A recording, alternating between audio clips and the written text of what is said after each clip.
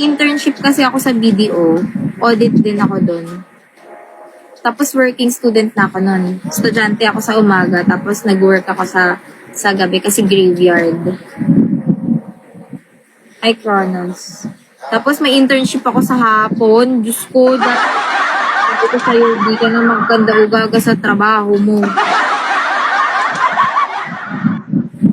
Ang cute mo siguro nun. Ayoko nang balikan yung mga 3 months akong, ewan ko, tiniis ko na lang.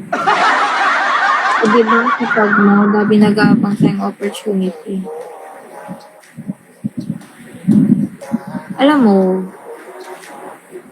tsatsagain mo lang talaga yung mga bagay-bagay. Pag gusto mo, maraming paraan. Hindi ka mukbang daw tao o ako sound trip.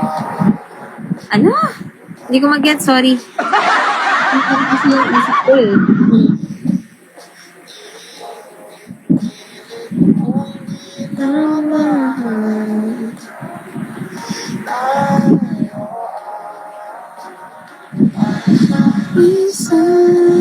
Isa